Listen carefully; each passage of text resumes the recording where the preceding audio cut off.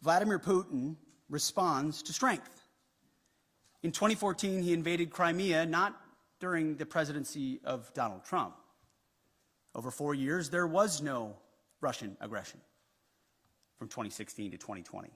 In 2022, Vladimir Putin took aggression on Ukraine. Once again, not while President Trump was president of the United States. So any suggestion that President Trump is doing anything other than negotiating from a position of strength is on its face ahistorical and false. So when you look at what he may have to give or take, what's in or what's out in those negotiations, we have the perfect deal maker at the table from a position of strength to deal with both Vladimir Putin and Zelensky. No one's going to get everything that they want, understanding who committed the aggression in the first place.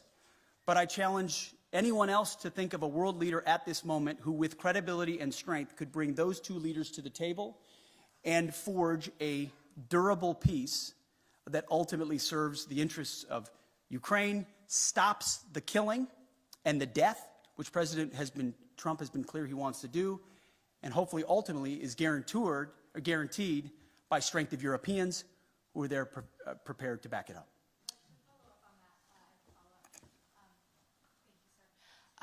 Why not invoke Article 5 then for the NATO peacekeeping forces that could potentially be deployed? How does that deter President Putin?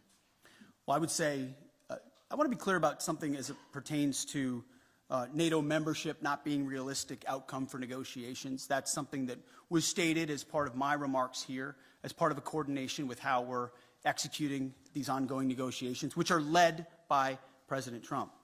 All of that said, these negotiations are led by President Trump. Everything is on the table in his conversations with Vladimir Putin and Zelensky. What he decides to allow or not allow is at the purview of the leader of the free world, of President Trump. So I'm not going to stand at this podium and declare what President Trump will do or won't do, what will be in or what will be out, what concessions will be made or what concessions are not made. I can look, as our team has, of what's realistic, likely on an outcome. I think realism is an important part of the conversation that hasn't existed enough inside conversations amongst friends. But simply pointing out realism, like the borders won't be rolled back to what everybody would like them to be in 2014, is not a concession to Vladimir Putin.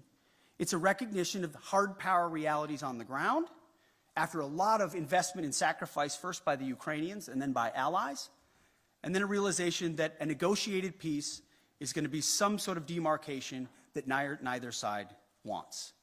But it's not my job as the Secretary of Defense to define the parameters of the President of the United States as he leads some of the most complex and consequential negotiations in the world.